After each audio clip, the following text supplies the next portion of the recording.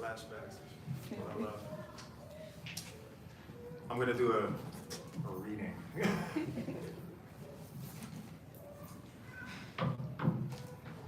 CJ, class. Everyone falls silent. Miss Willis looms over us like a general surveying her troops. The calm wrath is almost frightening. What's worse is the disappointment she casts over us, like we let her down. The one teacher who makes no qualms about proclaiming she's got everyone's back. This is not the room for gossip and side conversations, she says. CJ can barely meet Miss Willis's eyes. That's the end of class. I expect everyone to bring back their decorum next time. As the class clears out, CJ grabs his crutches from the wall and hops towards me with another student. Hey, sorry about that, he says, his voice laid back like a fall breeze. He brushes a light curtain of hair from his face. The jet black strands fall back to the same mark. He flashes a practiced smile, almost posing on his crutches. Janelle, a black girl introduces herself. She has thick curls parted down the middle and thin eyebrows. She's always raising her hand in this class in AP Lit. Don't mind CJ, he's cool, just his terrible timing. Yeah, I guess, he says with a sheepish eye roll. That's what Zan keeps telling me at least. They're my partner. Oh, so it's official now, Janelle says. It is, CJ grins. You could take yourself off the market too. Let's keep my love life out of it, Janelle says. CJ shrugs and turns back to me.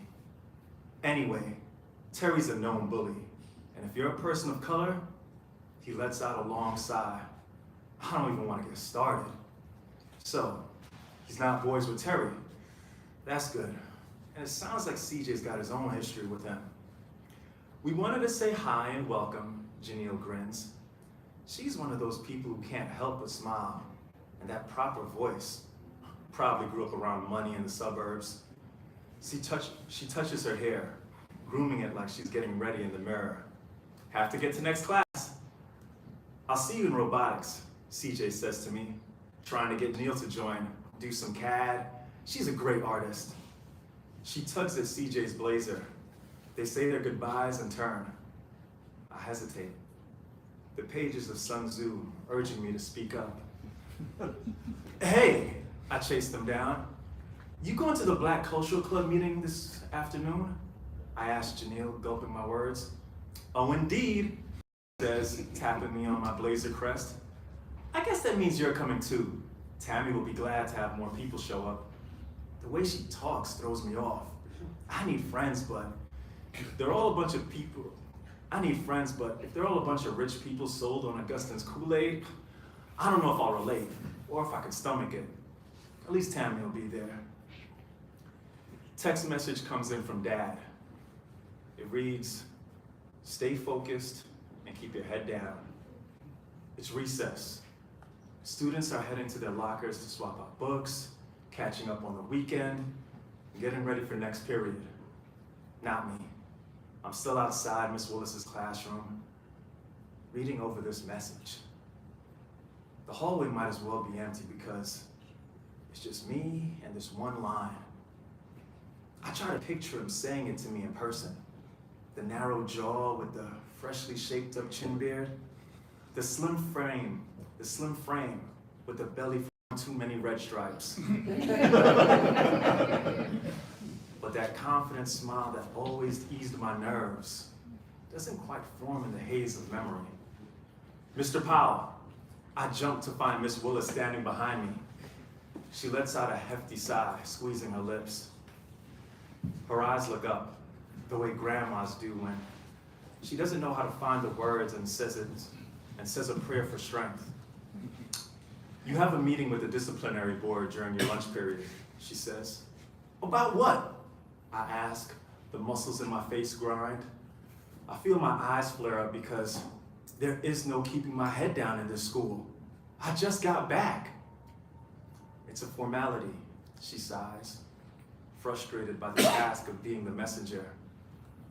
One to make sure there's no retaliation for what happened. It's like she's being forced to speak. but I can tell she's making sure I hear the exact words that were told to her, so I can remember them. You serious? The Brooklyn me lashes out unchecked. Am I the only one? She shakes her head powerless. As you'll come to learn, this school is very much driven by money and politics. Her eyes are locked on me, unwavering, like she's holding back some truth that could break the reality Augustine is selling. When the number of black students falls, it's personal and it hurts. Enrollment of people of color in general hasn't been going up. It's easy to feel alone here. This isn't a pep talk, just reality. And if they think they need to discipline me, then I'm not going down easy.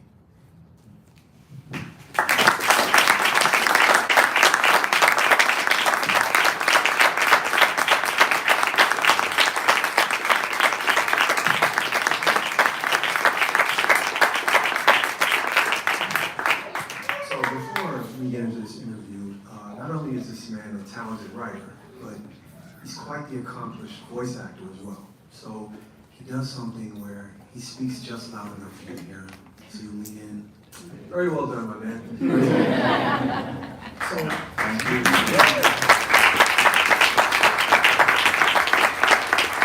I had the pleasure of being selected to read the audiobook for this masterpiece, this gentleman has written. And he killed it. You don't understand. We're on strike with the Writers Guild and SAG-AFTRA.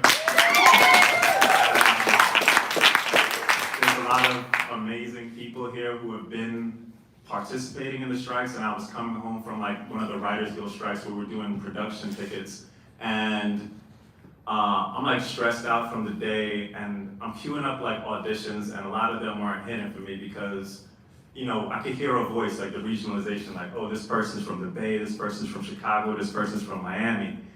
And I was like, you know what, maybe I'll just do it myself. Then I get this audition comes in, and I press play, and like 5 minutes later, I'm just like, wait, it's over?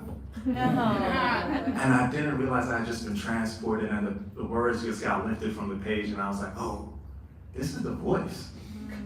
And it was Chris Grant, and I'm so happy that he said yes.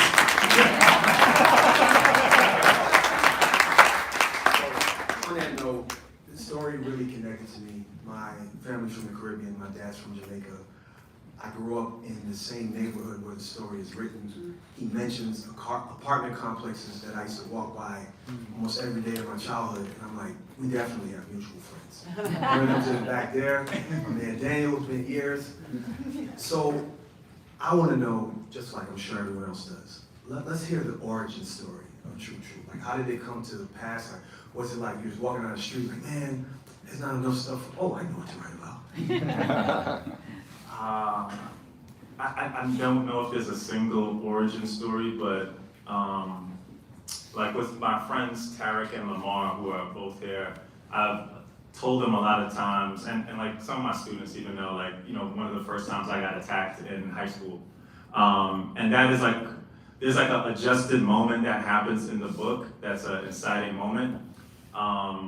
So this was very much, to me, there was a time where my high school called me back, and we had like, it was a prep school, and it had all the kind of like people of color, alumni who were black, come back and just talk about their experiences. And I was shocked to find out the same issues that I faced, they were facing today, you know, and like the same racial stereotypes and things were being hurled at them, and they didn't feel like they had a place to speak up. But at the same time, they were able to speak up way more eloquently about their issues than I was at the time. So that's kind of the impetus for it. When I was a freshman in high school, I think it was like the third time I got attacked. There was a friend of mine, he just showed up in a hallway and he was like, y'all messing with Hooper? And I didn't, like, we weren't friends yet. He like throws this one kid into the wall. I'm not advocating violence, by the way. And in my head, I was like, oh, we could fight back? And it was like a revelation. And then, but like, you can't fight back every day physically against what's going on sometimes. And for me, it was, reading Machiavelli, reading Sun Tzu, and those kind of things that helped me like formulate a way to make my way through high school. So that's kind of in there in a way. So you mentioned that fight scene, which anybody who grew up in New York in the 80s and 90s knows that was part of your routine. Still suffering from PTSD to this day. Like we won't walk into certain situations like, okay, look over where I can walk. Okay, cool. There's 2 exit doors. All right. It's just something that's ingrained in us. Not glamorizing it, but it's I don't know when I'm smiling. I'm like, yeah. You know when you look at me. So I've been through that, and I always wish that I could defend myself the way Gil did. Did martial arts features prominently in the story? Is that something that you did growing up? Were you practicing martial arts, or were you just like, you know what, if I had to go back and change what happened, so I flipped him over my shoulder, and then, yeah. I mean, I practiced martial arts in 3rd grade. I got a scholarship from Chuck Norris. Oh.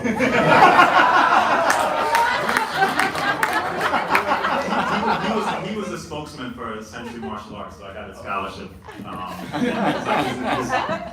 had the signature on it. And that helped pay for my books and whatnot. So I always find, like, in TV and movies, you always see a black kid playing basketball and whatnot. And like, I loved Jim Kelly growing up. And so I was like, in Black Boy Joy, the book starts off with them playing soccer or football. And I just like trying to have like other activities for black boys to play. And this time it was martial arts because you would think that you could fight. You're trained in this physical combat situation, and it's like that's not going to help you against systemic racism. So That's true. But I took it in that direction. I had a follow-up question, and yeah, systemic racism just went knocked it right out of my head. But what I will ask you is, you mentioned Black Boy Joy. How was writing this book different than writing that piece? It was a whole lot different. Black Boy got me a jetpack. It was written in a moment where I was deeply traumatized from 2020 and things that happened with the police during that time. And I was searching for a way to find joy, and I'm thankful to Daniel Page, who kind of connected me with the opportunity to be in that story. This process was superbly different because it wouldn't have been accomplished and got as far as it did, and I wouldn't have been so happy about it without my editor, Stacey Barney, in the back. It was amazing. When you need an advocate in a room and you have a black woman in the room, I can't speak highly enough of what she's done. And having the trust there, is the most amazing thing. If you're a writer or any person, just having somebody that you could trust is hard to find. And have somebody that you could just trust with your writing and your feelings and your emotions. She would take a call from me at 10 p.m. and be like, "What are you experiencing here?" And I'm just grateful for that. I'm grateful for Stacey as well. Go way back, and I know that we're just blowing her up right now, but she reached out to me and said she requested that I have a look at it, but it was basically it was like, "Hi Chris, you're doing this." So I'm really grateful I had an experience, not only because the story was so much of what I went through, but you expedited my weight loss journey because I was in that booth for 40 hours, sweating so I appreciate that as well. So the title, it could take forever to form it. Was this something that just came to you? Can you tell us what true means? And also the myriad of pronunciations or meanings that or true.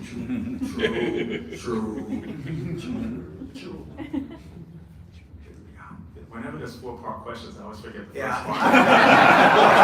first one.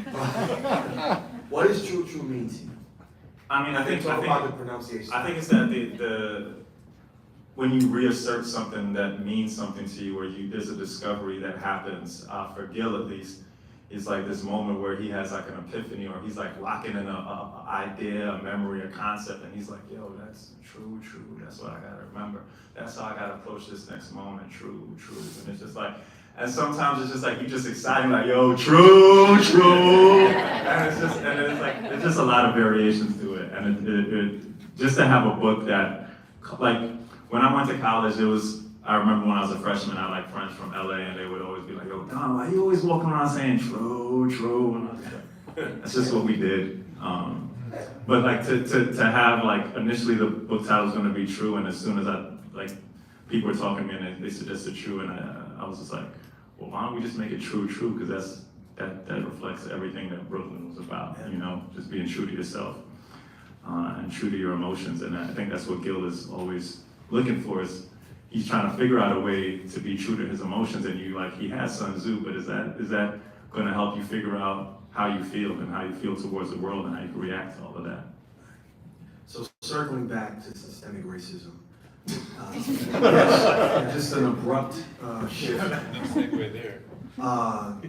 It is something that is pervasive, obviously, but why did you feel it was important to explore it in a school setting?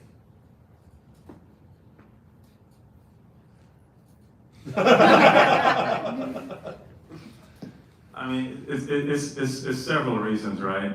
Like no matter what area what job you're in, whether it's a school, a job, a location, there's always like this feeling that you should be safe in an environment, right? Teenagers, middle schoolers, kids face bullying all the time. We face bullying as adults. And it's important for teenagers, to me, to talk about bullying, and racism is, you know, I don't want it to necessarily like fully equate it to bullying, but like there is a level of bullying involved in racism, and I mean, it is, but it's just one of those things. It's like I want those discussions to be had, you know, like inside schools, discussing everything that's going on with bullying and racism. And I think, you know, systemic racism exists, institutional racism exists in different environments. School is one of them, education is one of them, healthcare is another one, you know, corporations are another one. You know, it doesn't, none of them exclude themselves, and there's always these factors on the outside that are looking in at that, you know. So just because it's happening in school doesn't mean there's external factors that are affecting it. You know, that line that Ms. Willis says about this school is run by money and politics is very real. Like, we've gone through the past 8 years and we've seen what SCOTUS has done in the past 4 months, you know. So it's just, you know, you have to approach it from each thing, and I hope there's other authors who approach everything else that is happening. So one of the things I noticed when you said you were hearing me read your stories, because I was hearing your voice in my head. So how much of Gil is an extension of you? And how much is like completely different? Like, I wasn't like that at all. He's like my cousin. I had to add him in there too. You know, I think there's like a small part of me and Gil that are related, but I think Gil takes the battle into his own hands more easily. I think for me, I was trying to do it in a different way. Like, is it better to assimilate and play the game and do it that way? And I think Gil is more like, you know, he has like a vendetta on his shoulders. I was thankful enough that when I started in a prep school, or even when college, like, it was always difficult for me to adapt to new settings, that there was groups that immediately took me in, because I wasn't good at making friends. Like, you know, honestly, even while we were striking, you know, there's just like good people you meet, like IATSE. There's a member of IATSE in the background who I'm talking about right now, who just are there and help you out and are willing to talk to you. And, you know, some amazing people right here from the Guild who I love, so. I don't know if I answered your question, I'm probably dead. But that's just me bigging up writers, and Teamsters, and IATSE. And actors. And actors, yes. That's my cousin. She gonna insert comments. So, you know, what did you find was like the easiest thing to write about the story, and what did you find that was particularly challenging? The easiest thing for me to write, for some reason, was grandma. that's like one of my favorite characters in the book is Grandma, because it's like every Black woman who has influenced me in my life is somehow inside Grandma, and when she shows up on a page, it's like every moment where I felt like I was alone, it's like boom, Grandma shows up, boom, Grandma's there, and it's just that wisdom, and that was easy for me to write. I didn't, even like when I was writing the acknowledgments, and I mentioned my aunts and my grandparents, and I just burst out in tears because it was like my face just scrunched up, and I was like, oh, these people that I loved and I missed and they're not with me anymore are still here, and they influenced every page of this book. I gotta say, Grandma was my favorite character. To read and to try to come up with an elderly Jamaican woman's accent, it was fun. My girlfriend is here, and I'm sure she could hear me in the booth and like coming like, what is that? I'm Jamaican lady, I'm trying. So I think one of the things for me that was challenging was when you are ready to submit your work and you give it to a wonderful editor, and then they send you back notes, like, what was that like, that process of going back and forth where you think, oh, I just wrote Pulitzer material, and then it comes back with X note. I think initially I didn't feel like I was writing Pulitzer material. Not that I was ever feeling like I was writing Pulitzer material, but honestly, like with Stacy, there was multiple times I was just calling. She was like, "Yo, just reach out if you have any questions." And at one point, we got on the phone, and she kept trying to ask me like, "What's the drive of the character and what's this?" And at one point, I just had to just tell her everything that was going on in my head, and then she was like, "Well, you need to have that on the page.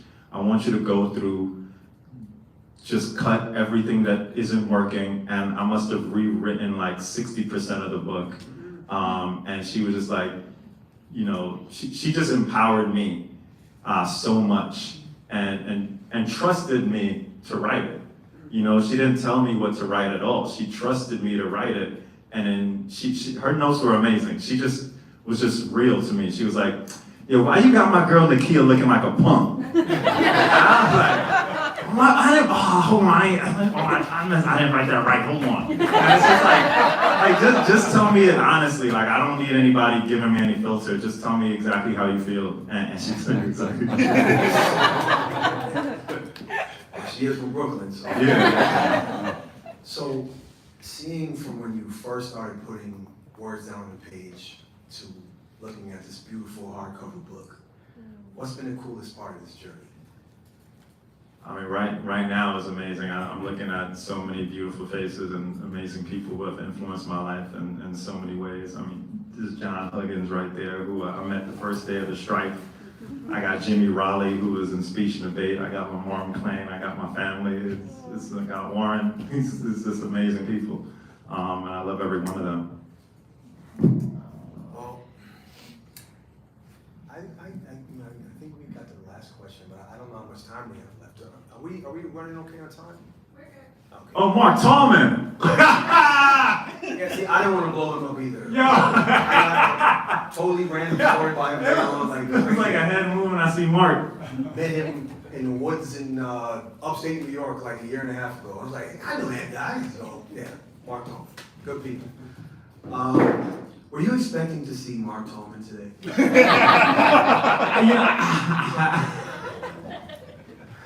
I kind of hoped. There's like a moment as any child has that they dream that Mark Tallman is going to show up at your book launch, and it happened. I met him on a voiceover audition like 1 year, like 10 years ago, and like we've been cool ever since. I mean, yeah, it's a great cat. So I know we're here to talk about True, but I just want to hear like one of your going into an audition. I just wanted like, what was that like the first time you went to the studio? Like, you know what, this is kind of cool. No, it was so stressful at first, voiceover.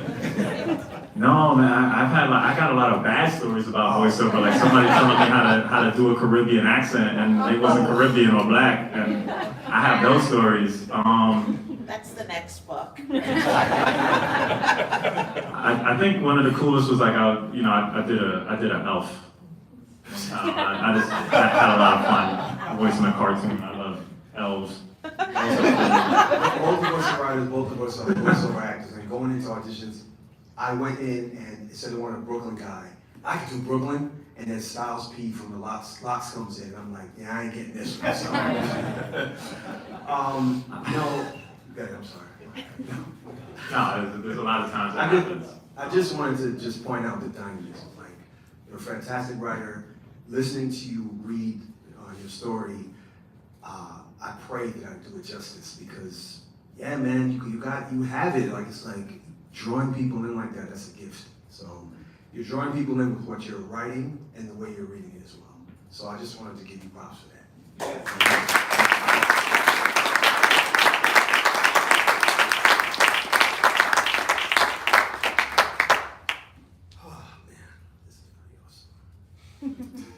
It is. Oh, cat.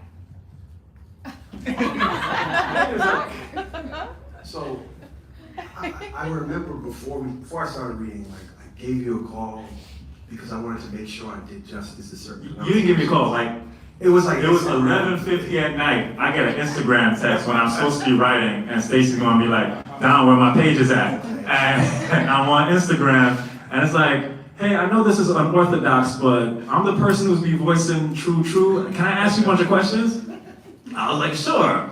I'm just procrastinating. Let's talk. And then at one point he was just like, yeah, we could get on the phone. I was like, you want to talk now? It's 12:30 a.m. I got nothing else to do.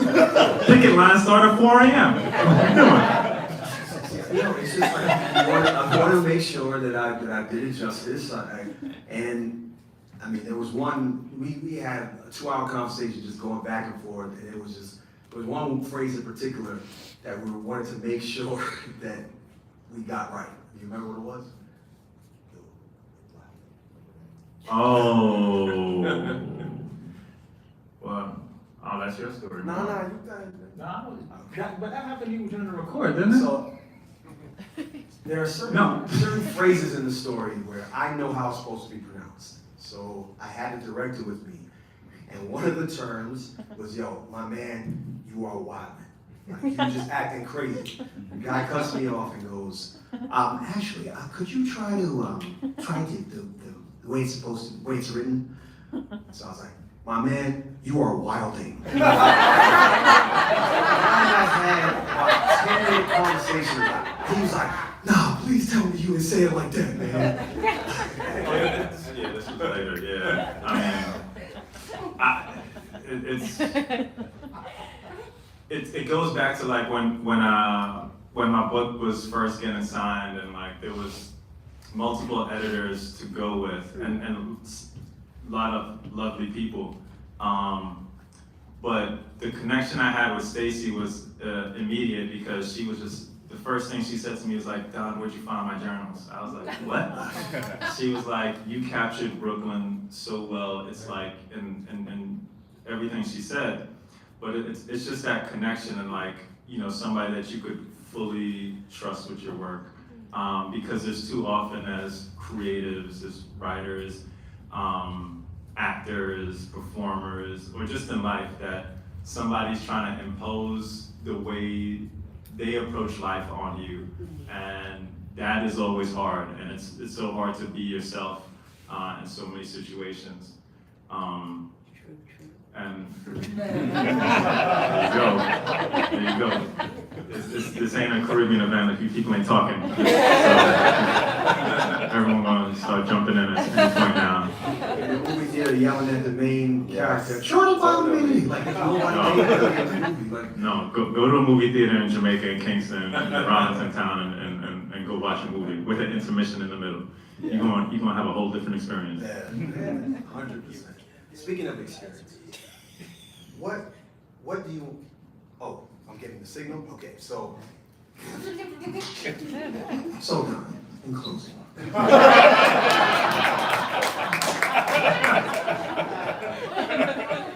What's next for you? A fair contract from the AMP people.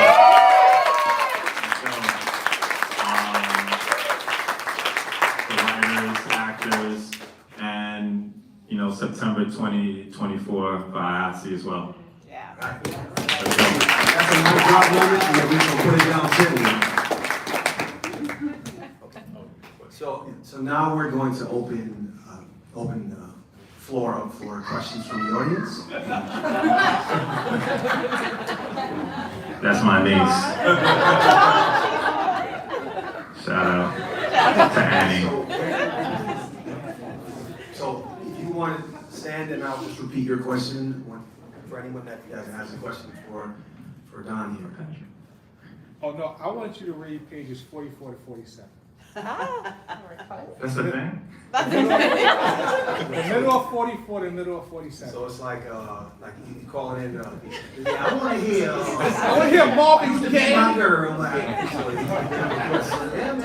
yeah, do it. The bottom of 44? The middle of 44. So I lean on the train Okay. doors.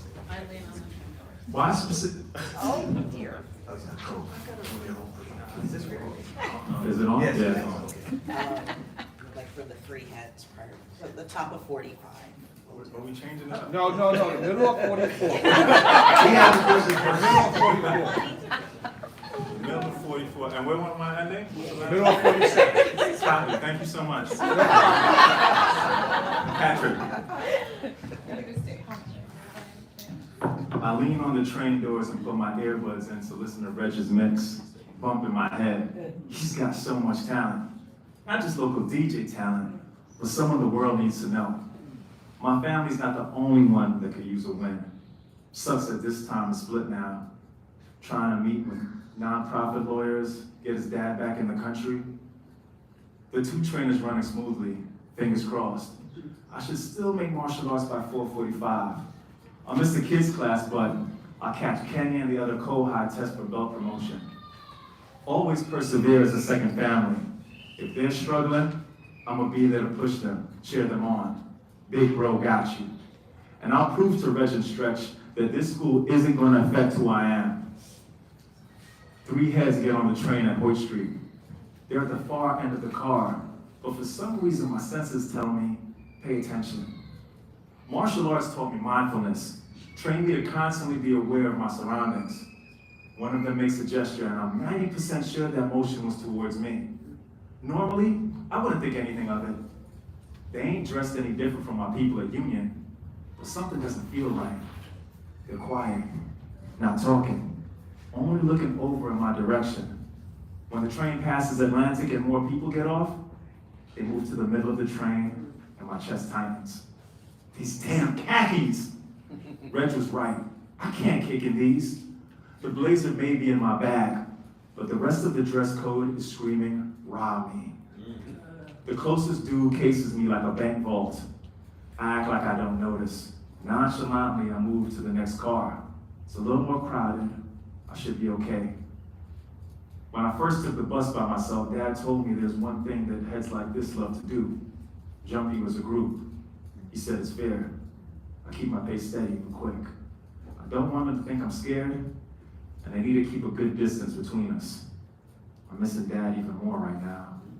That encouraging nod he'd give me before a martial arts competition always hyped me up, like I could take on the world. My gut tells me I could defend against one, maybe two, but not three. And if they have a weapon, I'm done. Too many heads want to be shooters, and a black belt doesn't protect you from getting jumped.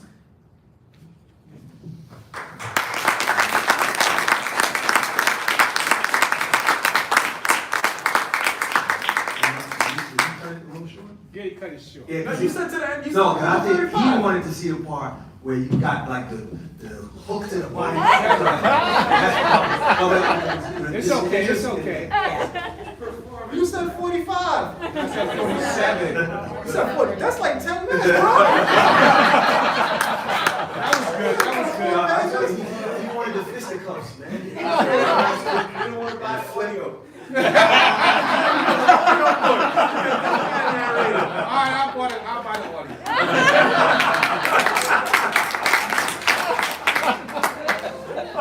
So, we'll take the next question.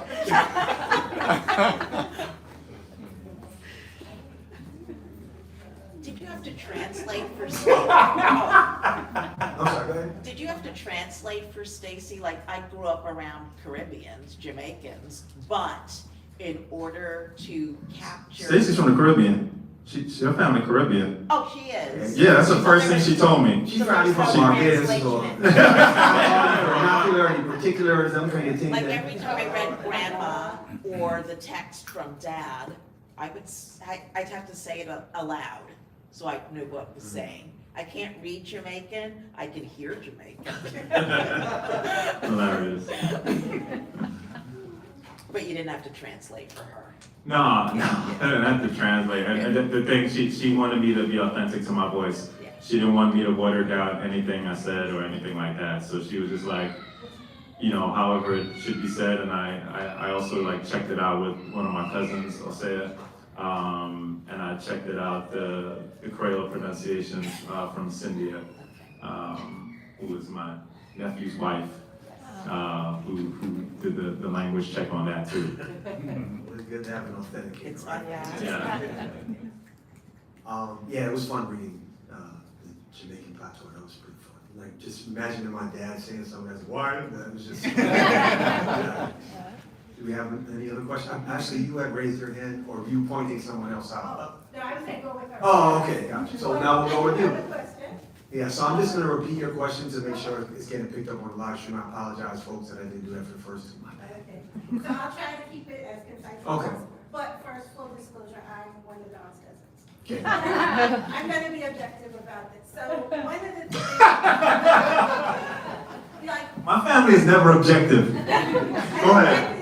as we should be.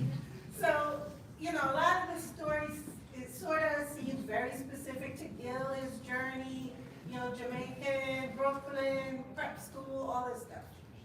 But as you guys touched on earlier, there are other things going on in the world that I think this story touches on. You guys talked about systemic racism, SCOTUS decisions, stuff like that. So I don't know if this is for Don or for Stacey or the publishers. Like, how do you see this story as being relevant to like what's going on with affirmative action challenges, people feeling imposter syndrome sometimes? We're in a place where qualified candidates of color who are qualified to get into institutions can sometimes feel under attack. So the first part of the question is about like affirmative action, placing this story in that context. And then for the publishing folks, like putting out this story, which again, objectively, I feel is important to tell, but putting out this story in a climate around, book banning and challenges to curricula and CRT. So I'm sorry. I'm sorry. Repeat that. Repeat that, Chris. Where's your voiceover training now, Chris? Come on, Chris. See, what had happened was, I want to throw, don't paraphrase it. shit. Why is your story so dope? How is it relevant to many of the challenges that people of color and some of the changes that are happening at light speed? How is your book relevant to that? I know that did not even come close to approximating what you said, but I apologize. I don't want to limit it to my book, because a question like that, I mean, it's just a matter of, to me, for publishing and for people in general and for the brilliance of librarians, it's about getting more authors of diverse backgrounds, gender, sexual orientation, every myriad of the spectrum, to have them represented and have their stories told, and to buy books that are banned, because they're banning them because they hold important truths for all of us. And I think that's, true. Is it in the gamut of like amazing authors that are out there now? I hope so. Well, thank you. But that's what's going down right now, is just like we as consumers of narratives and stories have to go out, support libraries, support librarians, and be vocal at every level, as much as you can, and just get involved in conversations and just be uncomfortable, have those tough conversations at every moment. Because I know that when people read True, a lot of people are gonna feel uncomfortable, but it's important that we all have that moment, you know, because none of us are perfect, but if we search for perfection at some point, you know, by having those talks, we'll slowly get to a point where at least we're more humane to each other.